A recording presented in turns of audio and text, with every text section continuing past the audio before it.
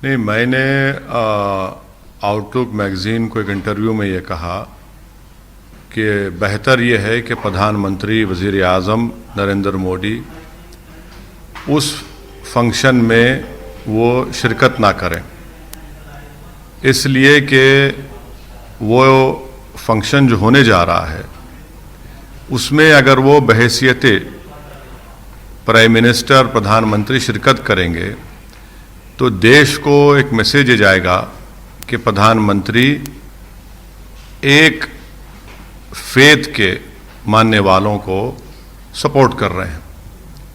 अगर वो ये कह देते हैं कि मैं जा रहा हूं अपनी इंडिविजुअल कैपेसिटी में, तो उनको कोई उस पर क्वेश्चन नहीं करेगा। यकीनन हर प्रधानमंत्री को अगर वो किसी मज़हब को मानता है तो उसको उस पर मज़हब पे चलने का पूरा इख्तियार है, मगर प्रधानमंत्री एक कॉन्स्टिट्यूशनल हेड भी हैं। प्रधानमंत्री एक संविधान से जुड़े हुए हैं और वो संविधान का सेकुलरिज्म से, बेसिक स्ट्रक्चर से उसका ताल्लुक़ है। और अगर प्रधानमंत्री वहाँ पर जाएंगे बहैसियत प्रधानमंत्री, तो यकीनन ये एक मैसेज जाएगा कि प्रधानमंत्री एक बिलीफ को और एक फेथ को प्रमोट कर रहे हैं।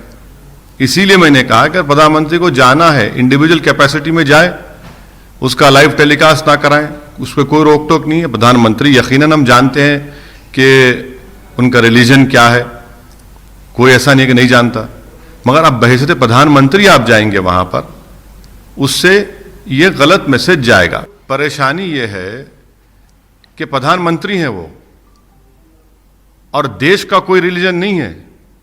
क्या भारत का कोई रिलीजन है? क्या गवर्नमेंट ऑफ इंडिया का कोई रिलीजन है? कोई रिलीजन नहीं है। भारत का रिलीजन कोई नहीं है। भारत का रिलीजन क्या है कि भारत उन तमाम रिलीजन्स को मानता है, भारत उन लोगों को ही मानता है जिनका कोई रिलीजन नहीं है। और प्रधानमंत्री, उनकी गवर्नमेंट का भी यही होना चाहिए। यकीनन वो अपने मजहब पर रहे, कोई रोक नहीं सकता, मगर क्या गवर्नमेंट ऑफ इंडिया कोई मजहब है? बता दीजिए हमको, क्या गवर्नमेंट ऑफ इंडिया का कोई मजहब है? बता दीजिए।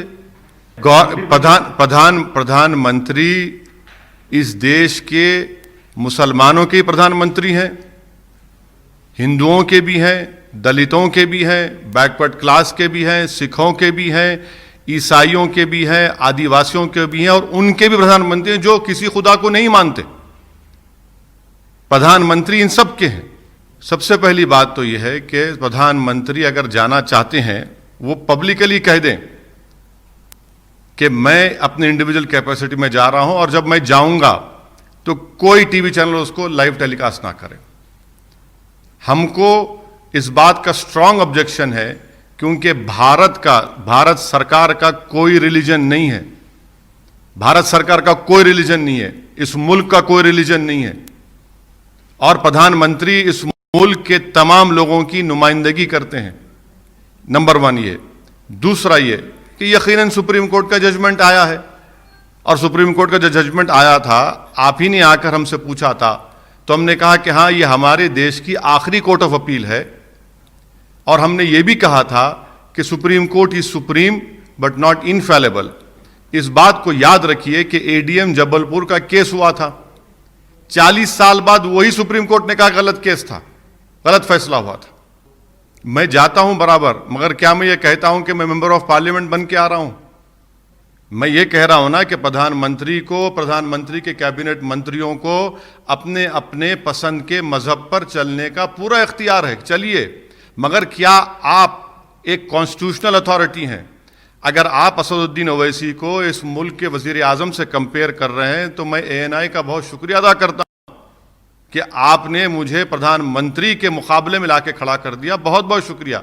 मगर मेरा बोलना यह कि प्रधानमंत्री देश का प्रधानमंत्री होता है। प्रधानमंत्री और प्रधानमंत्री की गवर्नमेंट का कोई मजहब नहीं होता। वो तमाम मजाहिब को सेलिब्रेट करते हैं, और जो नहीं मानता किसी खुदा को तो उसको भी सेलिब्रेट करते हैं। मेरा बोलने का मकसद एक ही है कि प्रधानमंत्री जाएं, अगर चाहते जाएं, मगर प्रधानमंत्री बहैसियत प्रधानमंत्री ना जाए, वो नरेंद्र मोदी बनकर जाए और ये कह दें कि भाई जब मैं जा रहा हूं उसका लाइव टेलीकास्ट मत करिए आप। मैं पूरे देश से कहूंगा, आप क्यों मुझे खाली अपने कौम से कहने के लिए कह रहे हैं? मैं तो पूरे देश से कहूंगा कि उस जगह पर मस्जिद थी, उस 22 दिसंबर 49 की रात में चोरों की तरह उसमें मूर्तियों को रखा गया। उसको उस वक्त के कलेक्टर डीएम ने गलती की, पूजा की शुरुआत कर दी लॉक डालकर, ताले खोले गए, बगैर मुसलमानों को नोटिस दिए, और सुप्रीम कोर्ट को वादा करने के बावजूद भी सुप्रीम कोर्ट की इजाजत पर शिलान्यास हुआ और 6 दिसंबर को बाबरी मस्जिद को शहीद कर दिया गया। हम यही कहेंगे कि वहां पर हमारी मस्जिद थी, वहां पर हमारी मस्जिद रहेगी। आज आप जो जगह पर काम करने जा रहे हैं, वहां पर 500 साल तक मस्जिद थी, वहां पर हमने हय्या अलस सलाह और हय्या अलल फलाह की सदाएं दी। ये हम बोलते रहेंगे। मैं मर भी जाऊंगा तो मैं वसीयत करके जाऊंगा कि ये याद दिलाते रहो देश के तमाम लोगों को कि वहां पर मस्जिद थी और 6 दिसंबर 1992 को उस मस्जिद को शहीद कर दिया गया।